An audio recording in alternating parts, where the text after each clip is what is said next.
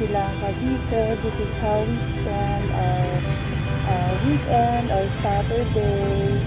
Ayan, nag-shopping siya ng pants dahil isa siyang plantito. Ayan. Yan po ay aglaw niyona. Anong aglaw niyona? Magkano po dito? So, yan po. Kasama naman sa sila. Ang lalit na nabatid namin. Para lang makapag-shopping ang aking husband and mother-in-law ng kanilang collection.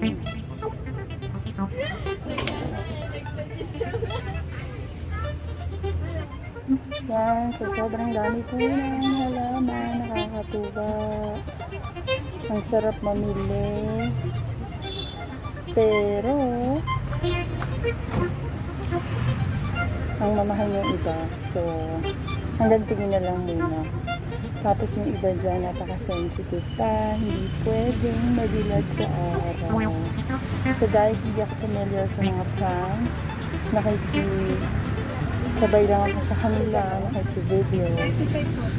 Para lang ma-enjoy ang araw na to. So yan ang ganan ko. Yan, nag-enjoy sila.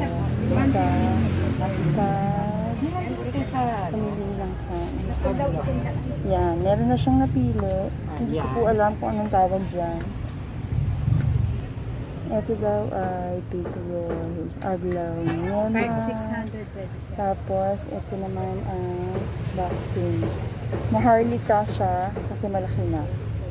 Ito kasi talagang ano namin 700. Binigay ko na lang sa'yo 600 kasi nga muna ka namin.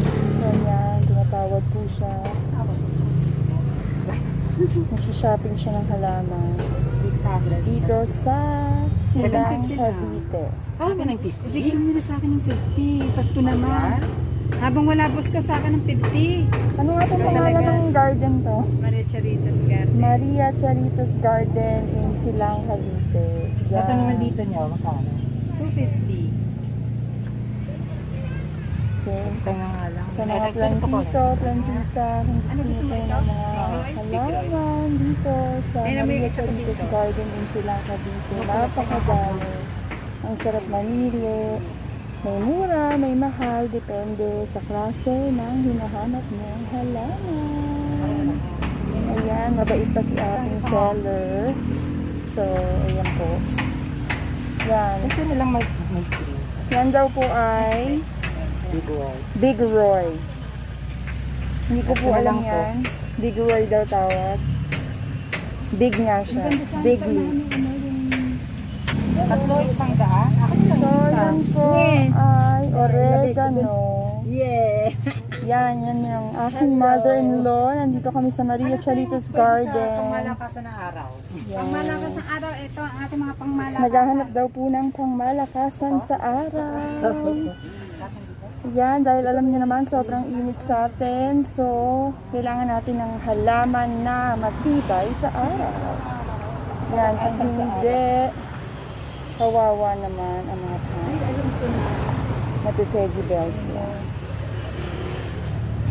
Ito daw kawawa. Ang ganda tignan, ang dami-daming plants. Nakaka-refresh ng paligid. Ang sarap sa mata, ang presko. Kahit mainit yung araw dito, ang presko pa rin. Okay, so dito po tayo sa mga halamang pangmalakasan daw sa ilalim ng araw. Hindi masyadong kailangang water, tapos hindi sila sensitive kahit na mabilad sila maghapon sa init ng araw, buhay pa rin. So hindi sila madaling ma-peggy bells. Ayan. Dalawa rin ito. Ano pong halaman yan? Para isang daan lahat. Anong halaman? Ito po. Gusto mo naman ako. Ayan. Some more. Gagawa yata kami ng hindi ko alam kung anong plano niyang gawin sa aming munting garden. Magkano na lahat?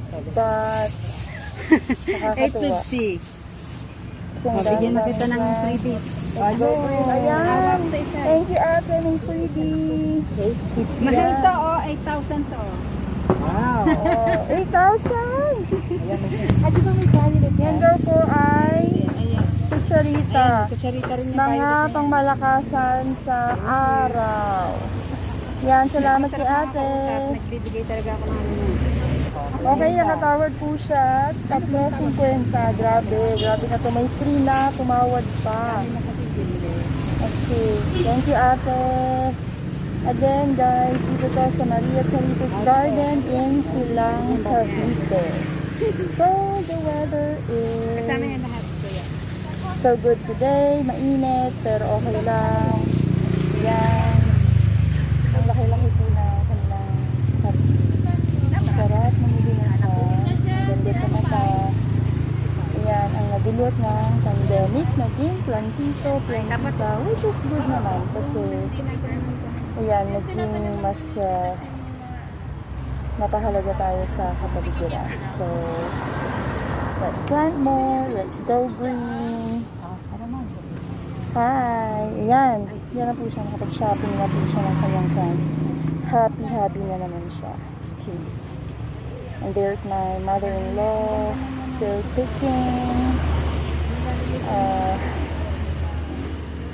Another, I don't know kung anong plant yan na pang malakasan daw sa ilalim ng araw para sa kanyang bahay naman. Dami nang binili ng anak ko. Ay, oo, ito na lang. Yan. Ito lang. Nakapili na po siya. Yung daw ay suklera. Sa halagang 50.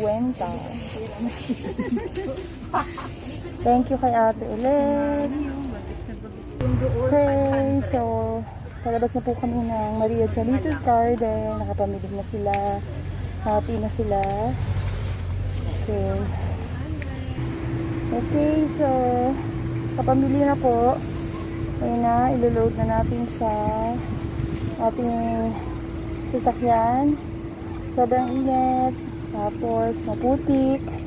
Pero happy naman dahil ayan, sila ay nakapag-shopping ng kanilang Maraming salamat. plants for their garden. So happy sila. Saka, di ba? So good. So ayun na nga, nasa Maria Charitos Garden kami. Tapos na mamili na mga Na lang, pag plants. bumalik tayo. Sobrang init. Init. So maganda yung weather kaya okay lang mag punta dito para mamili ng mga halaman, samut-sari. Yan. Medyo malayo nga lang to sa siyempre sa Kabihasnan. So kung dadayuhin mo siya, sobrang effort para magbiyahe.